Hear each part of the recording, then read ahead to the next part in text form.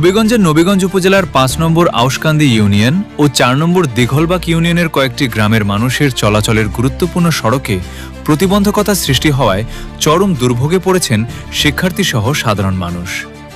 বিশেষ করে বনগাঁও, পাহাড়পুর, কুমারকাদা, দুর্গাপুর ও ইসলামপুর সহ আশপাশের গ্রামের স্কুল, কলেজ ও মাদ্রাসার শিক্ষার্থী, শ্রমজীবী, ব্যবসায়ী, বয়স্ক ও অসুস্থ ব্যক্তিরা দীর্ঘদিন ধরে নানা ভোগান্তির শিকার হচ্ছেন বলে স্থানীয়রা জানিয়েছেন।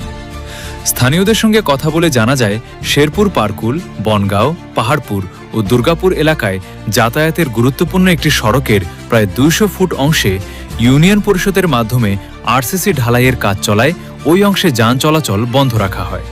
ফলে স্বাভাবিক যোগাযোগ ব্যবস্থা ব্যাহত হয়। অন্যদিকে বিকল্প সড়কটির অবস্থাও নাজুক। বড় বড় গর্ত ও হাঁটুসম কাদার কারণে ওই সড়ক দিয়েও সাধারণ মানুষের চলাচল কঠিন হয়ে পড়ে। এরই মধ্যে পারকুল গ্রামের কাছে সামিট বিবিয়ানা পাওয়ার প্ল্যান্টের পেছনে আশ্রয়ণ প্রকল্পের মধ্য দিয়ে যাওয়া একটি ইটসোলিং সড়ক নিয়েও নতুন করে সংকট দেখা দেয় বলে অভিযোগ স্থানীয়দের। এলাকাবাসীর দাবি, সামিট বিবিয়ানা পাওয়ার প্ল্যান্টের উদ্যোগে স্থানীয় ঠিকাদারি প্রতিষ্ঠানের মাধ্যমে প্রায় ১৪ লাখ টাকা ব্যয়ে সড়কটি নির্মাণ করা হয়। তাদের ভাষ্য অনুযায়ী সড়কটি সর্বসাধারণের চলাচলের জন্য নির্মাণ করা হলেও পরবর্তীতে কয়েকজন ব্যক্তি সেখানে খুঁটি স্থাপন সহ বিভিন্ন ধরনের প্রতিবন্ধকতা সৃষ্টি করেন। এতে রিকশা ও সিএনজি চালিত অটোরিকশা সহ বিভিন্ন যানবাহনের চলাচল ব্যাহত হয়। ফলে বনগাঁও সহ আশপাশের কয়েকটি গ্রামের মানুষ যোগাযোগ সংকটে পড়েন। সবচেয়ে বেশি দুর্ভোগে পড়েন শিক্ষার্থীরা, পাশাপাশি অসুস্থ ব্যক্তি, গর্ভবতী নারী, বয়স্ক মানুষ এবং জরুরি প্রয়োজনে যাতায়াতকারীদেরও ভোগান্তিতে পড়তে হয়। স্থানীয়দের অভিযোগ, জরুরি পরিস্থিতিতে অ্যাম্বুলেন্স সহ যানবাহন চলাচল এবং অসুস্থ বা মৃত ব্যক্তিকে দ্রুত এলাকার বাইরে নেওয়ার ক্ষেত্রেও সমস্যার সৃষ্টি হয়। বিষয়টি নিয়ে এলাকাবাসীর পক্ষ থেকে স্থানীয় গণ্যমান্য ব্যক্তি, রাজনৈতিক নেতৃবৃন্দ ও জনপ্রতিনিধিদের অবহিত করা হয়।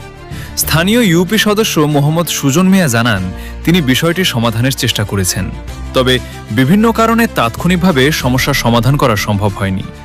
সেখানে গেলে তাকে গালাগালের শিকার হতে হয়েছে বলেও তিনি দাবি করেন। এ বিষয়ে স্থানীয় বিএনপি নেতা কাউছার মিয়া জানান, তিনিও বিষয়টি সমাধানের চেষ্টা করছেন, তবে সংশ্লিষ্ট পক্ষের সহযোগিতা না পাওয়ায় তাৎক্ষণিকভাবে সমাধান করা সম্ভব হয়নি বলে তিনি জানান। এদিকে সড়ক নিয়ে এলাকায় ক্ষোভ সৃষ্টি হলে শিক্ষার্থী ও সচেতন মহলের পক্ষ থেকে প্রতিবাদ ও মানববন্ধনের প্রস্তুতি নেওয়া হয় বলে জানা গেছে। তবে বর্তমানে পরিস্থিতি স্বাভাবিক রয়েছে এবং সংশ্লিষ্ট সড়কটি সর্বসাধারণের চলাচলের জন্য উন্মুক্ত রয়েছে বলে স্থানীয়রা জানিয়েছেন। খোঁজ নিয়ে জানা যায়, সামিটের দায়িত্বশীলরা শিক্ষার্থীদের জানিয়েছেন সড়কটি সর্বসাধারণের চলাচলের জন্য উন্মুক্ত। একই সঙ্গে স্থানীয় গণ্যমান্য ব্যক্তিদের সঙ্গে আলোচনা করে সড়কটি পুরোপুরি ও স্থায়ীভাবে উন্মুক্ত রাখার আশ্বাস দেওয়া হয়েছে। অন্যদিকে শিক্ষার্থীদের পক্ষ থেকে বলা হয়েছে, ভবিষ্যতে যদি আবারও জনসাধারণের চলাচলে কোনো ধরনের প্রতিবন্ধকতা সৃষ্টি করা হয়, তাহলে মানববন্ধন সহ প্রয়োজনীয় কর্মসূচি গ্রহণ করা হবে। এ বিষয়ে স্থানীয় গণমাধ্যমকর্মী ফাহাদ আহমদ সংবাদ প্রকাশ করায় তার বিরুদ্ধে বিভিন্ন ফেসবুক ফেক আইডি থেকে মানহানিকর প্রচারণা চালানোর অভিযোগ উঠেছে। এ ঘটনায় গণমাধ্যমকর্মী ও সচেতন মহলের পক্ষ থেকে সংশ্লিষ্ট ফেক আইডিগুলো শনাক্ত করে আইনানুগ ব্যবস্থা নেওয়ার দাবি জানানো হয়েছে।